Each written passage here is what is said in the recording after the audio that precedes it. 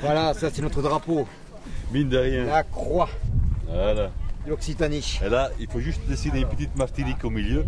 Voilà, c'est notre créole à nous, ça. Notre belle langue. L'Occitanie? L'Occitanie, oui, c'est une langue extraordinaire, une langue chantante. Le mot amour. Amour vient de langue occitane. On croit que ça vient du français. Non, non, sinon on aurait dit amer. On va mettre ce drapeau en haut du Montpellier pour laisser notre trace, laisser notre empreinte. Pas en tant que Français, en tant qu'Occitan. Sans aucun chauvinisme, juste fraternellement. Absolument. Fraternité, Occitanie et Martinique. Mais tu pourrais pas nous dire ça en occitan? Oh, si, oui, bien. Ah, che Vas-y. Nuscal Baia, quel pulito rappel de la cultura occitano, avec toute la fraternità entre l'Occitanio et la Martinico.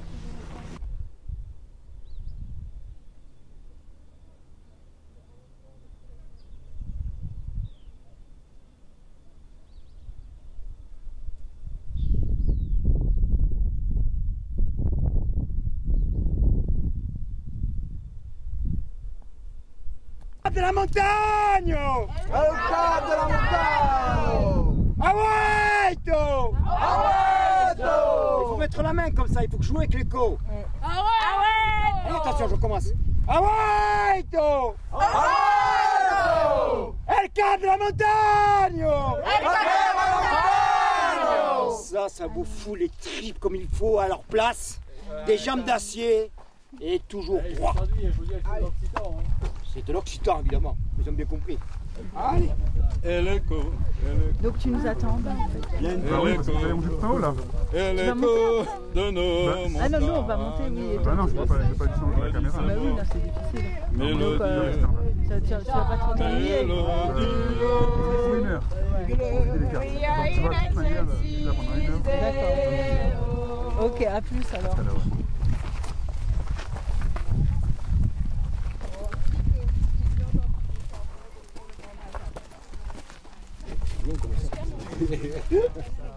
Alors, Il paraît qu'au Saint-Esprit, il y en a qui ont préparé les hommes.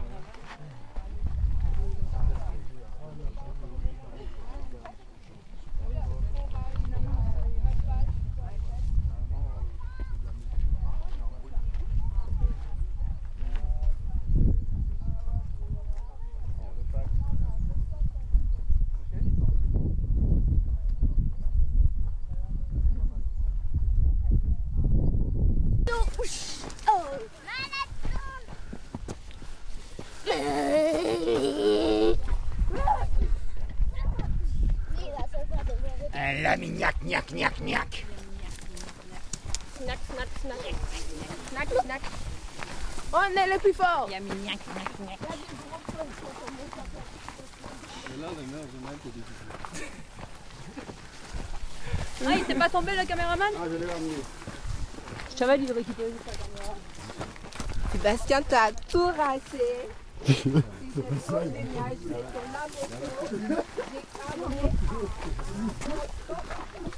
Allez, attention là, avec la...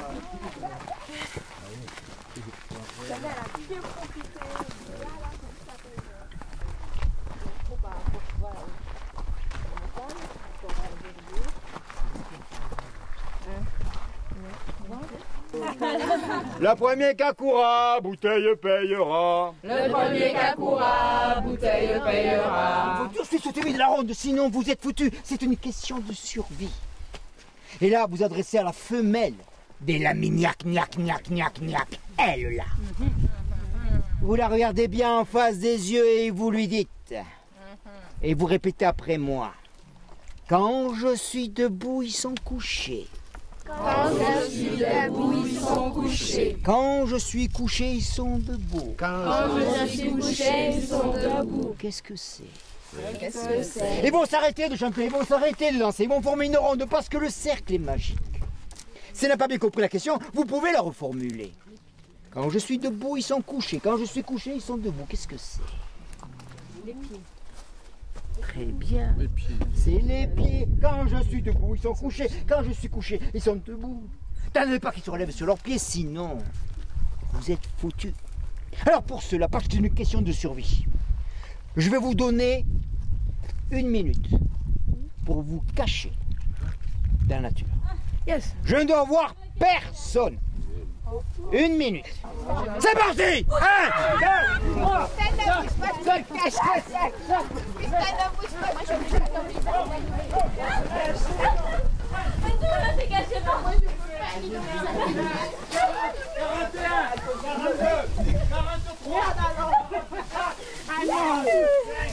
46, 47, 48, 49.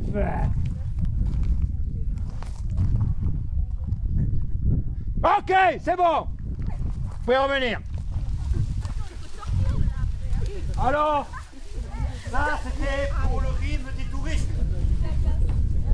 C'était pour les touristes. Pour les Lamignacs, approchez, approchez, approchez. Approchez, approchez. Pour les Lamignacs. Pour les Lamignacs, il faut être capable de se cacher en 15 secondes. 15 secondes. Est-ce que vous allez pouvoir relever le défi? Yes. Je pense que pour un Martiniquais, il n'y a aucun problème. Mais pour un Italien ou pour un Africain, peut-être ce sera plus difficile. Est-ce que vous êtes prêts à relever le défi? Oui. En 15 secondes? Oui. C'est parti. 1, 2, 3, 4, 5, 6, 7, 8, 9, 10, le caméraman, il veut me cacher ici. Tout ce qu'il fait, 14 et demi. 15, parfait.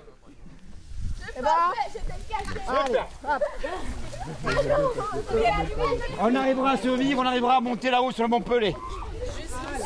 Oula, oula, oula. Venez voir. Oula, approchez, approchez. Alors, en parlant des oiseaux, quel est le roi de la savane? Bien. Quel est le roi de la jungle? Le lion. Non, la jungle c'est en Inde. Ben, le singe. Non. Le tigre, en anglais, le tigre. Ah. Tiger. Quel est le roi actuellement des Français? Hollande. Quel est le roi des oiseaux? L'olivrier. L'aigle. L'aigle royal. Eh bien, pas du tout. Ça s'est passé à la montagne du Montpellier. Tous les oiseaux de la terre se sont trouvés sur la montagne du Montpellier. Et là, il est arrivé une oie qui venait de France. D'après vous, de quel département elle venait, cette oie? Du Gers. Ben ouais, ça m'attend, le Gers, le pays du foie gras. Alors elle arrive. Elle dit, moi je suis une oie, je vais vous montrer de quoi je suis capable. Elle gratte le sol avec les ergots et elle décolle. Et elle monte millimètre, 2 mm, 3 mm, 3404 mètres, le plus haut sommet des Pyrénées. Alors évidemment, ça me donne que vous connaissez ici le plus haut sommet des Pyrénées. Vous connaissez le plus haut sommet des Pyrénées? Oui. Aneto, le plus haut sommet des Pyrénées. Et là, elle ouvre ses ailes et avec le bout de ses ailes, avec ses rémiges, elle cache la lumière du soleil. Et il fait une nuit noire sur toute la France. Elle revient ici au Montpellier. Elle prend ses bretelles. Alors, bande de petits minus, bande de petits détritus, qui est la plus forte? Tous les oiseaux disent, mais c'est l'oie, c'est l'oie du Gers qui est notre reine. Et à ce moment, il arrive un petit corbeau qui vient du fin fond de l'Afrique, qui dit, non, non, toi, l'oie, tu es toujours bonne à faire du foie gras ou du confit. Je vais te montrer de quoi je suis capable. Le corbeau, il gratte ses ergots le sol et il décolle. Il ne s'arrête pas dans les Pyrénées. Il ne s'arrête pas dans les centrales. Il part directement. Non, sur la plus haute montagne d'Afrique. Le Kilimanjaro. Et là, le corbeau, il monte à 1000 mètres, à 2 mm, 3 mm, 4 mm, 5 mm, 5825 mètres, le plus haut sommet d'Afrique. Et là, avec ses ailes, il cache la lumière du soleil. Et il fait nuit noire sur toute l'Afrique. Et il revient là, au Montpellier. Là. Il prend ses bretelles. Alors, bande de petites poussières, bande de petits asticots, qui est le plus fort? Tous les oiseaux ont dit, ouais, c'est le corbeau d'Afrique, c'est lui, notre roi.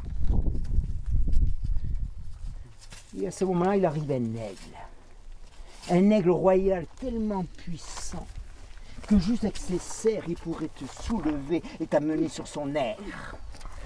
Alors l'aigle royal dit, allez, je vous montre de quoi je suis capable. Il gratte le sol avec ses ergots. Et dans un nuage de poussière, un aigle noir, tu vas appeler une chanson ça? Un aigle noir s'envole. Et là, il s'arrête pas. Il s'arrête pas. En Afrique. Il s'arrête même pas dans la cordillère des Andes. Il part directement dans les plus hautes montagnes du monde, qui sont L'Himalaya. Il y en a qu'un qui suit. Il y en a qu'un qui suit. l'Himalaya! D'habitude. Les plus hautes montagnes du monde. Et là, il s'envole. Et il monte à 1000 mètres, à 2000 mètres, à 3000 mètres, à 4000 mètres, à 5000 mètres, à 6000 mètres, à 5000 mètres, à 8000 mètres, à 8925 mètres. Le plus haut sommet du monde qui est L'Everest. le mont Everest.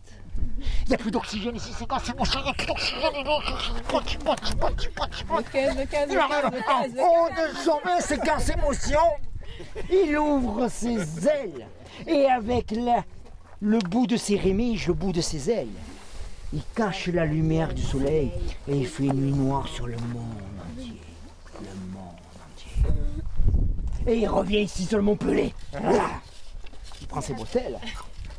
Alors, qui est le plus fort? Qui est le roi des oiseaux? Et juste à ce moment-là, le plus fort c'est moi. Mais qui tue-toi? Mais moi, on m'appelle le Piaf. Le Piaf? Mais oui, j'ai pas de nom, on m'appelle le petit oiseau. T'as pas de nom? Non, mais c'est moi le roi. Parce que je t'ai caché au-dessus de ta tête. Donc comme j'étais au-dessus de ta tête, c'est moi le roi. Alors, je lui ai dit oui, il n'a pas de nom, il faut trouver un surnom. Parce que c'est lui le roi, c'est lui qui est monté le plus haut. Alors, il n'y en a pas. Ici, c'est normal parce que c'est un pays tellement libre qu'un roi n'a pas besoin de roi, on est bien d'accord. Mais cet oiseau, c'est comment on l'a baptisé? Le roitelet. Le petit roi. Voilà. Parce que les enfants, ce qu'il faut retenir dans cette histoire, c'est que la ruse. Mais c'est un fromage, le roitelet.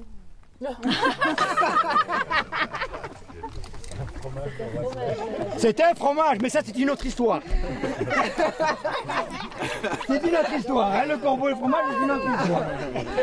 Donc, le roitelet, ce qu'il faut retenir les enfants de cette histoire, à part le fromage, c'est que la ruse est beaucoup plus redoutable que la force.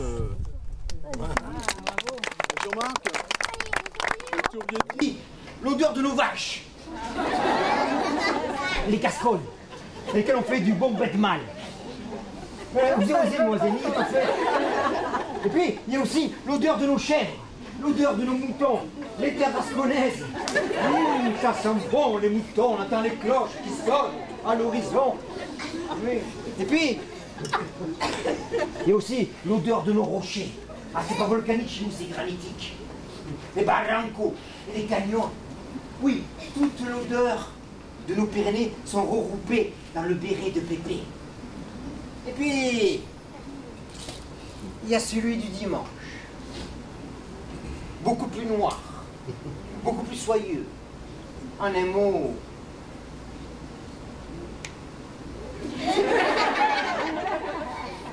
beaucoup plus élégant. Comme le dimanche pour aller à la messe. Non, Pépé ne quittait jamais son béret, jamais.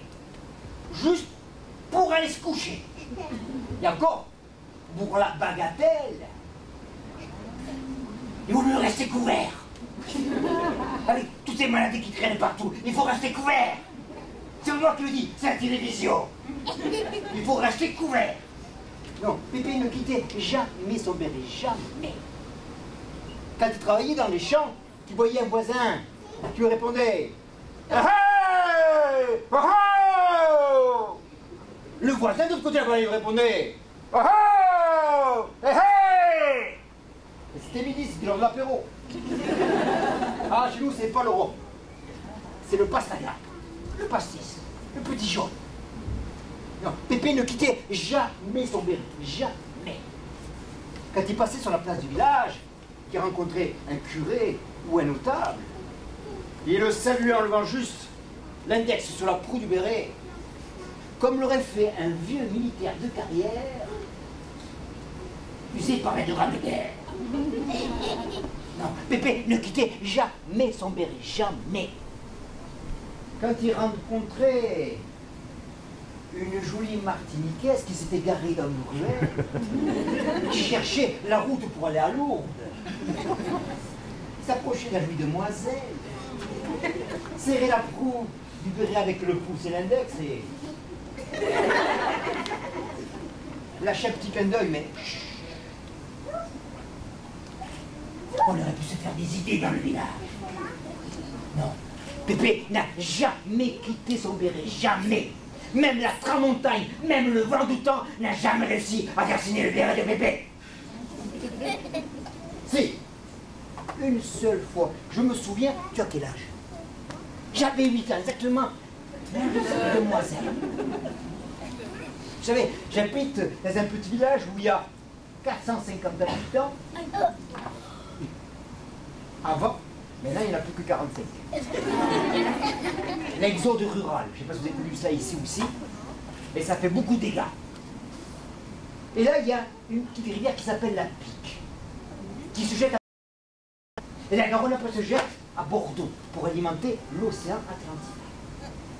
Et là, Pépé, 88 ans, traverse le pont, et qu'est-ce qu'il voit dans la rivière? Une truite comme ça. Alors, je suis garçon, mais j'exagère pas. Une truite comme ça. Un morceau énorme. En train de monter à la surface et en train de botter les mouches.